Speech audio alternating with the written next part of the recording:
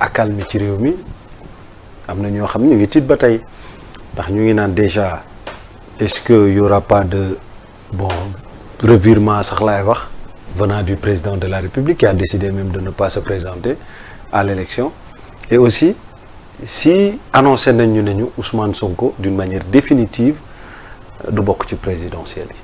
bon xam nga ñun sénégalais nañ bàyyi dóor yi. ñun tant que yenn mentalité yi day daw ci Sénégal nous serons pas un pays buy dem c'est pas vrai ñan ñoo nekk le président mën na am revirement mooy ñu bokk ci moom ñoo xamante ne gënul leen président wax lu mu wax. le président pare na ci. et 100% des Sénégalais dañ ko war c'est-à-dire revirement waruñu ko wax. waruñu ko xalaat sax. c'est-à-dire waruñu ko xalaat c'est-à-dire man dafa loo xamante ne à la limite quoi damay xool nit ñi et à la limite y a même du mépris lu ma yàlla baal. y a même du mépris parce que lu nga bëgg ko passé nañ ko président de la République. c'est conjugué au moo taxaw le 3 juillet date boo xamante ne defe naa. képp ku ko dégg bu ñu la waxee 3 juillet da ngay ne renonciation président de la République moom ngay xalaat. de la même manière que bu ñu waxee 31 mai loolu ki nga xalaat victoire au Sénégal ci kaw France. loolu lu war a inscrire dans notre disque dur. C'est comme ça que ça doit rentrer. Donc le président de la République a renoncé, basta. Affaire bi c'est derrière nous.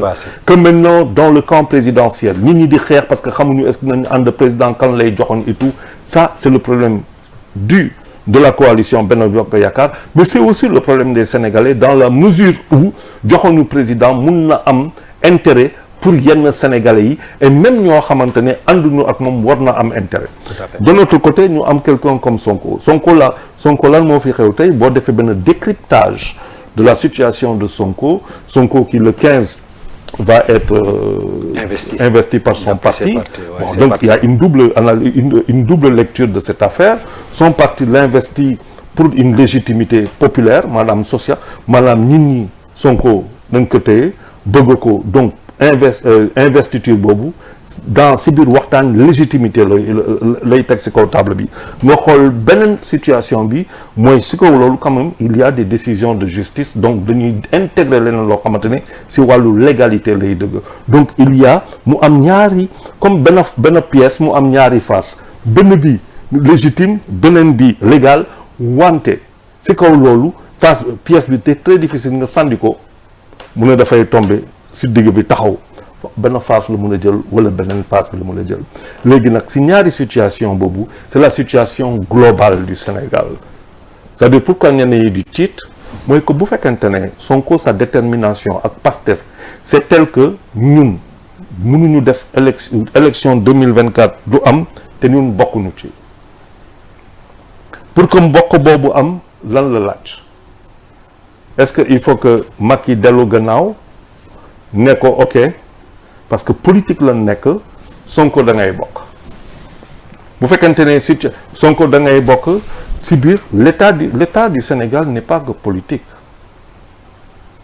attention l'état n'est pas que politique il y a d'autres choses donc nous sommes dans une situation extrêmement complexe donc si jamais ça doit aller dans la rue mooy que présidentiel du am déwén bu de waree dem dans la rue ba di yàqu noonu mooy que buñ xoolee bu baax parce que ku nekk da nga fa am lu ngay ut boo bëggee yóbbu affaire bi si biir dans la et encore quand je dis du am déwén mooy que ça va très très très loin il faut tout prévoir si ça va très très très très très loin ça veut dire ce que ça veut dire qu'est-ce qui est comme objectif bu fekkente ne ay waxtaan la ñu ne bon Sonko dafay bokk ça veut dire que le président de la République a trouvé des moyens pour que ou bien la politique a trouvé des moyens pour que très rapidement dans les meilleurs délais pour qu'il y ait quelque chose qui se passe du point de vue politique pour que li ñu décider du point de vue judiciaire mu jóg pour mu mun a dem. mais boo ma waxee tout est à prévoir est-ce que on peut s'attendre également à ça. si jamais j'ose espérer. ne élection du am sax surtout. j'ose espérer te dama koy wax honnêtement que la raison dina prévaloir sur le parce que ce qu'il nous faut éviter mooy que ñu ne élection du am bu dee Sonko bokkul parce que loolu buñ ko waxee loolu non seulement busul am mais bu fekkente ne woote googu am na lu mu war a jur forcément day am ay conséquences yu kenn xamul te conséquences yooyu bu amee te kenn xamu ko inestimable benn affaire daal wóor na mooy que dafa am koo xamante ne moom pare na ci day dem mooy Macky Sall président Macky Sall day dem donc xam nga moom son cas est réglé ñu si des ñu ko xamul mooy ñun y compris tout le monde tout le reste te loolu si tu ne sais pas où tu vas tu reviens sur tes pas parce que foo jëm boo ko xamul lu la fa fekk kon daal ñu ngi ci ay lendemain yu incertain alors ñu ngi pour man ñu ngi si ay dernière tentative Sonko a toujours fait de la même manière pour man que le président a toujours montré qu'il ne serait pas candidat et de la même manière que j'ai vu Sonko avoir fait des gestes wax ak nit ñi pour que ñu nekk ci situation boo xamante ne du am problème Sonko quand même def na fi message à l'endroit des kilifa il a appelé tout responsable religieux ak ñeneen leader d'opinion il a quasiment appelé au secours pour que ñu ñëw ñu bañ a dem ci yenn situation yi fu mu ne nii ce que je vois là ce n'est rien d'autre qu'un appel de Sonko vis-à-vis des communautés sénégalaises pour leur dire les choses sont encore possibles. Quand Pierre Atepa dit Sonko est prêt à pardonner, donc ça veut dire quoi? Qui va-t-il pardonner? Mais waxtaan la si biir. Donc Sonko est en train d'envoyer des signaux pour voir ce qui peut être sauvé, à mon sens, pour voir ce qui peut être sauvé. Maintenant, est-ce qu'on peut être là? Le président peut-il être là dans une situation où on assisterait à un précédent? Mooy que nit mun na la condamner, loi mun na def lii te loolu yëpp ñu jël ko effacer ko.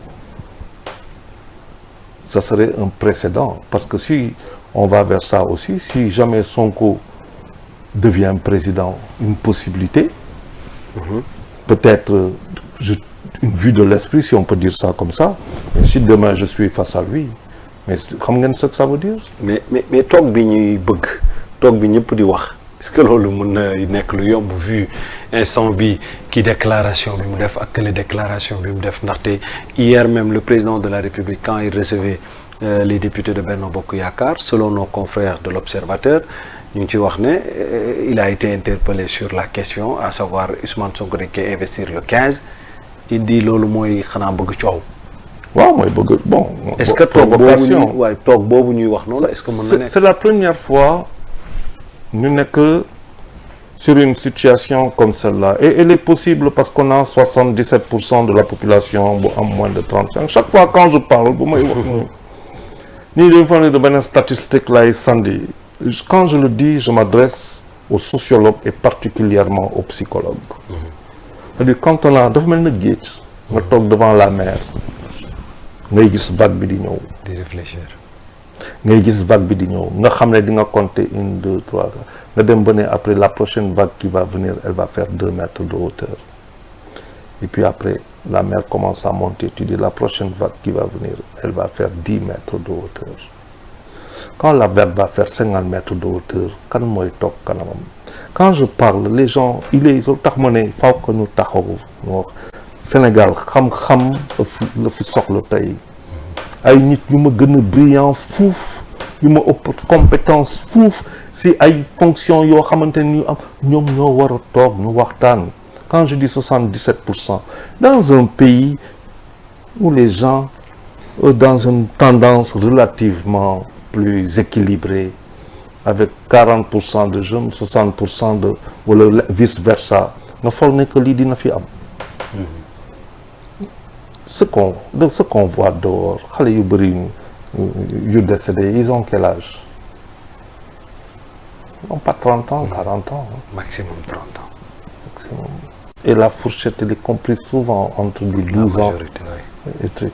Mais ça veut dire ce que ça veut dire. Ces gosses qui prennent la pirogue qui décèdent c'est pas des gens de 50 ans, pas des gens de 40 ans. C'est à analyser froidement. C'est à analyser. Quand je dis 70, les gens ne... Je ne sais pas que je suis... Non, arrêtons-nous, quoi. Nous sommes dans un environnement juvénile qui peut devenir un péril beaucoup plus qu'un dividende pour notre pays. Est-ce que notre jeunesse est-elle devenue un péril? Mais au vu de tout ce que je vois, il faut qu'on s'arrête.